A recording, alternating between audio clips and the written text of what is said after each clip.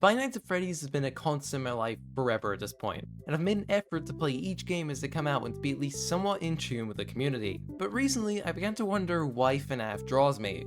Outside of it being a horror game, what about this franchise keeps me coming back?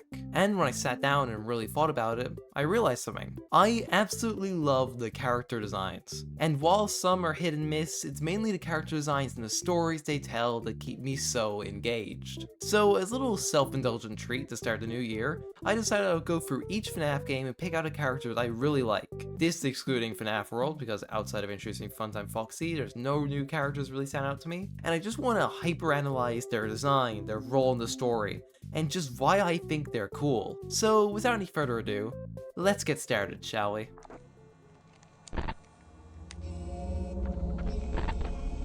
The original Five Nights at Freddy's is, in my opinion, a masterclass in creating tense and engaging horror and gameplay with a lot of restraints. It's a vibe and style that outside of Scott's first 5 games, and yes I do say 5 because Pizza Sim kinda dropped the ball on that one, I don't think has really been recaptured in recent years. But I'm sure all of us who played FNAF 1 when it first came out remember that moment of opening the cameras and being met with the animatronics. These lifeless characters who leave such a great impression without even doing anything. Then, a little later, you open the cameras again, and the animatronic closest to you has vanished. It takes your brain a second to process it, but once you do, it immediately sets you into a panic. And of course, as you saw, I'm talking about my boy, Bonnie. Bonnie is, in my opinion, the strongest design of an already incredible cast. Obviously, all the designs of FNAF 1 are iconic, but it's due to how Bonnie is presented in the first game and its trailers that makes me love him. When I think of the original FNAF, I don't think about Freddy or the dingy office. I think about that scene of Bonnie taking his mask off, of that silhouette in the hallway and that iconic frame in Parts and Service. Bonnie is such a titular character to me, and it seems to be a common thing for a lot of people, as many people I've talked to have said that Bonnie is one of their favorite animatronics, which automatically lets me know that they know ball. Another thing I love about Bonnie is how simply creative he is. He's a big old robotic rabbit made from the same base model of Freddy. Yet the color choice, the poses, and the simple things done to make this rabbit have so much personality just from a side eye in the corner makes Bonnie my favorite animatronic in FNAF 1. And I mean, come on, bro breaks the laws of physics, time, and space, what's not to like?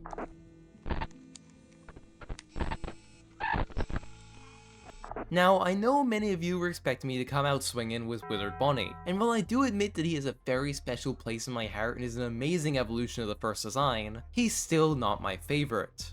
I also want to give an honorable mention to the puppet.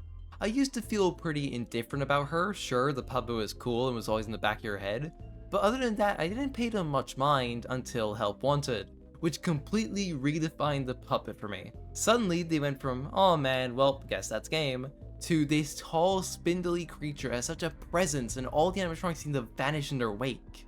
This walk animation alone was enough to make me a puppet fan. It's such a great scene. But you saw the drawing. My favorite animatronic in FNAF 2 is of course my Mangle. Boy do I love my Mango. The design alone is so unique and stands out from the others, going from these simplified bodies to an abstract amalgamation of parts and pieces. I adore all of Mangle's renders, how they appeared in the corners of the cameras, and despite feeling somewhat last minute, Mangle has such a strong presence in FNAF 2. But where I think it has the most space to shine is my favorite level in Help Wanted, Venta, which is everything I could have ever wanted from Mangle. A small, enclosed space with no escape that allows Mangle to be so horrifying. That feeling of doing a task and hearing something behind you only to turn around and see it skittering away. Or rushing to finish a task and just hear the bumping of the vents becoming louder and louder. Mangle's a character that I think has been well loved by Scott and Steelwool in recent years, and they deserve every bit of it. Mangle is an amazing design that is used to its fullest.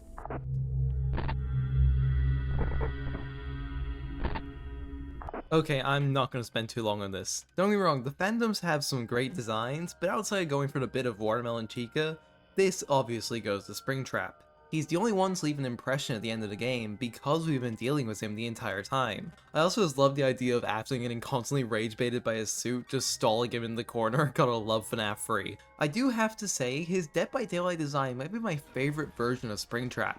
It improves on everything from the corpse to the suit itself. The only thing I don't like about it is the lack of the fur patch, but I mean, it's fine, who really cares about it? Oh, why are you still talking about this? Just move on to FNAF 4 already!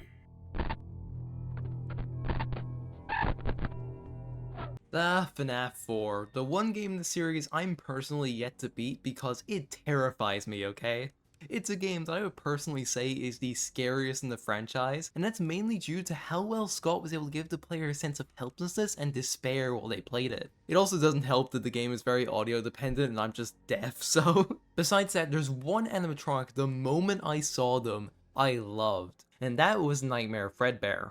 Nightmare Fredbear, in my opinion, is the culmination of everything FNAF 4 sets out to do. He's the ultimate challenge and the culminating metaphor for the Bite of 87. Being Warped had this main design theme of mouths due to his role in the story. Sure, he's sharp and torn like all the other nightmares, but there's this sense of unfamiliarity despite him filling the roles of every other animatronic. It's like the second you see him, all your knowledge is nearly factory reset due to his speed and aggression.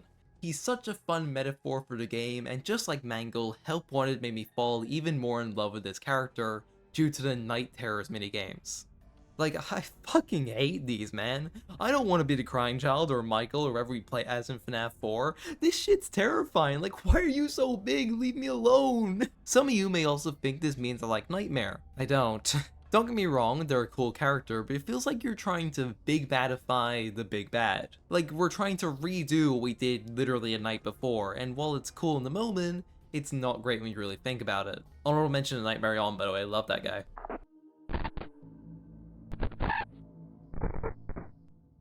Okay, this one may be like the most predictable animatronic I could have picked, and I'm definitely seeing a theme here, but listen, Ennard represents this location story to a T. Obviously, I don't need to explain that to you. And yes, this is really the obvious pick, but outside of maybe Bonnie, it's been a while since I first saw an animatronic, and just decided they were going to be my favorite from the game.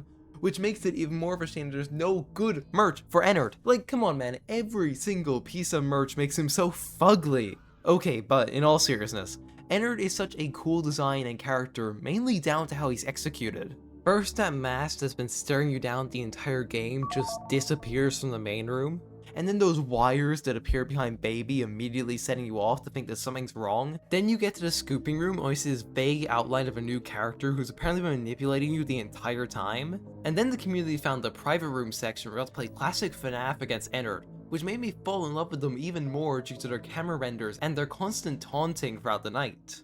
And when you finally beat them and go home, you get to see their full design in all its glory, being made of these spindly wires with eyes and jagged parts sticking out of their body. Oh my god, my OC is just Sludge Ennard. Are you kidding me?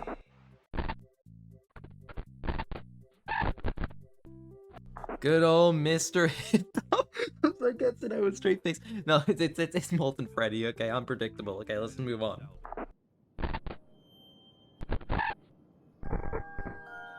The home of the best scenes, my favorite characters.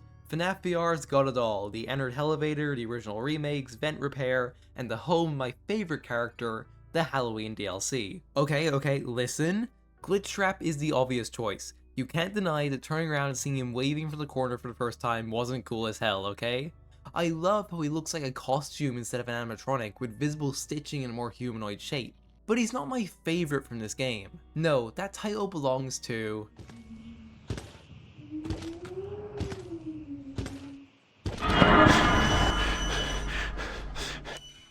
The Jacko animatronics in FNAF 4 were, in my opinion, the most wasted opportunity ever. When I first saw them, I was so excited for Jacko Foxy, Jacko Freddy, but instead we got nothing. That was until the Curse of Dreadbear DLC, where we got Grim Foxy and I guess Dreadbear himself. I mean, it takes place of Freddy in the other Jacko levels, so I guess so. Grim Foxy feels like a slasher. I love how tense this section feels. You desperately rush to find a hiding spot when you're in the dash right in front of you, hook raised, ready to strike. The cornfield maze lends itself well to this idea, being a great way to hide his glow effect and make it feel like he's come out of nowhere. He also just has a great design, like he's just straight heat, eh?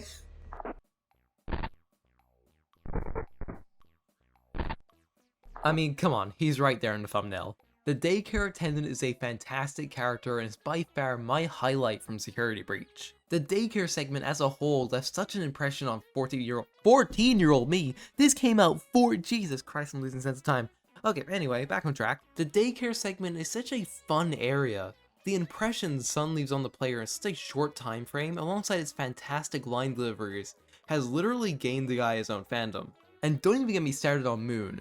Throughout the game, I always saw this guy as Vanny's enforcer, hunting Gregory while she was off, I don't know, being not in the game at all. Listen, I made these characters a lot cooler in my own head, but you know what? I love them. They have such a fun gimmick being a 2-in-1 animatronic. The concept just spending a day playing hide and seek with this eccentric little guy, and then being watched over by Moon is something I yearn for. And Eclipse, man, I love Eclipse.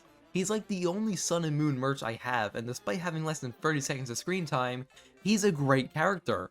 I was a little let down due to how they hyped him up with the arcade game, but I don't know, I just wish we got to see more of him. Specifically this staff bot, okay? All the others suck, okay? This one's my goat.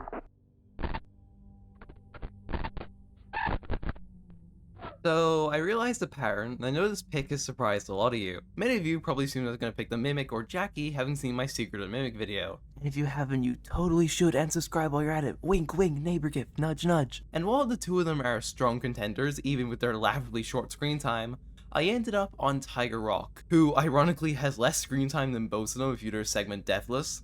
Regardless, Tiger Rock, just in comparison to everyone else, has so much aura. The teleporting around the map, the small ghostly scenes of it stalking us, their entire chase is just chef's kiss.